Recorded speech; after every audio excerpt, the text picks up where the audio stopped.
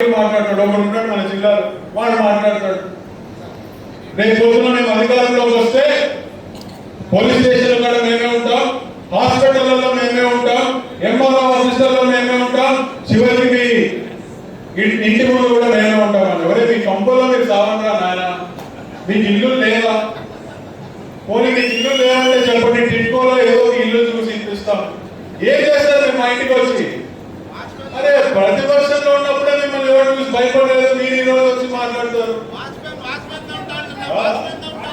చేయడానికి వస్తారేమో. నీకు నిజంగా అంత సరదా ఉంటే రా, ఆలగడ్డకి వస్తావేమో రా, లేకపోతే నేను అందుకోవడం ఏం చేస్తావు?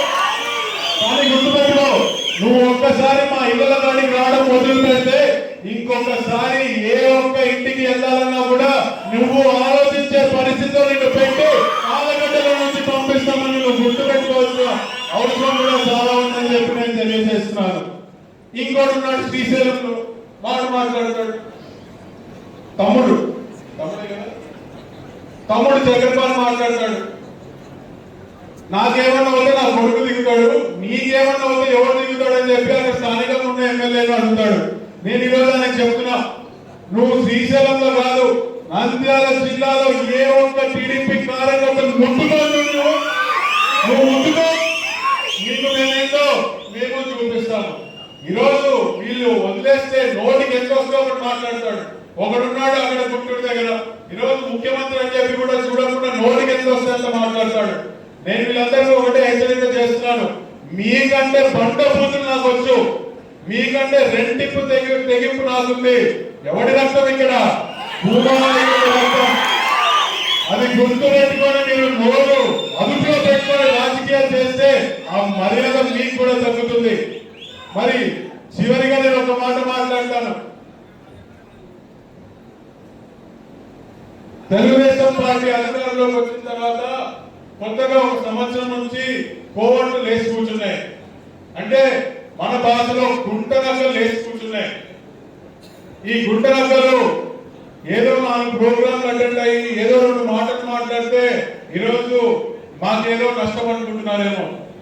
చీమ చిటుకుమంటే కొండకి ఏమన్నా నష్టమా? అరే మీకు ఒక ఓటు లేదు, మీకు ఒక దిక్కు లేదు, మీకు ఒక పార్టీలో ఒక పదవి లేదు. ఈరోజు మీరు కూడా మాట్లాడుతున్నారు. ఇంకో పక్కన వైసీపీ కార్యకర్తలకి, వైసీపీ నాయకులకి పక్కన కాన్స్టిట్యూన్సీ నుంచి ఈరోజు వర్కులు ఇస్తున్నారు. ఏ కార్యకర్తలు అయితే ఈరోజు మన మీద కేసులు పెట్టారో, అధికారంలో కోల్పోయిన తర్వాత మన ప్రతిపక్షంలో ఉన్నప్పుడు మా క్రషర్ నా తల్లి శోభా నాయకురెడ్డి గారు స్థాపించిన మా క్రషర్ కి మేము పోతే ఆ రోజు మా బావ మీద 307 కేసు పెట్టినాడు. అన్ని మర్చిపోయి రాజకీయాలు చేస్తున్నారు అనుకుంటున్నారేమో, అన్ని గుర్తున్నాయి. ప్రతి ఒక్క లెక్క మాపై ఈరోజు పోలీసులు సెల్యూట్లు కొడతారు మనకి, కానీ గడిచిన 5 సంవత్సరాల్లో పెట్టిన ప్రతి కేసు నాకు గుర్తుంది. ప్రతి లెక్క అట్లనే ఉంది. లొకేషన్ రెడ్ బుక్ లాగా మన దగ్గర కూడా ఒక బుక్ ఉంది. ఆ బుక్ తెచ్చిన రోజు, ఆ లెక్కలు సరిదిద్దిన రోజు మళ్ళీ మీ ముందరకు వచ్చి గర్వంగా మనం తెలుగుదేశం పార్టీ కార్యకర్తలు అని చెప్పి కాళ్ళ దగ్గర వేసుకున్న రోజులు కూడా తొందరలోనే వస్తాయి.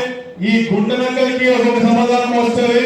ఈ రోజు వైసీపీ నాయకులు ఏదో కొన్ని వర్కులు చేసుకొని కాంట్రాక్ట్ చేసుకుంటారేమో, మళ్ళీ మీ ఇళ్లలో మిమ్మల్ని కూర్చోబెట్టే బాధ్యత నేను తీసుకుంటానని చెప్పి కూడా ఈ సందర్భంగా ప్రతి ఒక్కరికి తెలియజేస్తూ, ఇందాక నేను చెప్పినది మీరు బాగా గుర్తుపెట్టుకోండి. స్థానిక సమస్యలు వస్తున్నాయి. స్థానిక సమస్యలనే కాదు, మన కుటుంబంలో మనకి ఏమైనా సమస్యలు వచ్చినప్పుడు నేను కానీ అక్క కానీ బావ కానీ ముగ్గురులో ఎవరి దగ్గరికైనా వచ్చి మీ సమస్య పరిష్కారం చేసుకోండి. అవసరమైతే మాతో కొట్లాడండి, కానీ 4 గోడల మధ్యలో మనం ఒక పరిష్కారం పొందాం, నవ్వుకుంటూ బయటకు వద్దామని చెప్పి కూడా ఈ సందర్భంగా మీ అందరికీ తెలియజేస్తూ, నాకు అవకాశం ఇచ్చిన మీ అందరికీ కూడా ధన్యవాదాలు తెలియజేస్తున్నాను.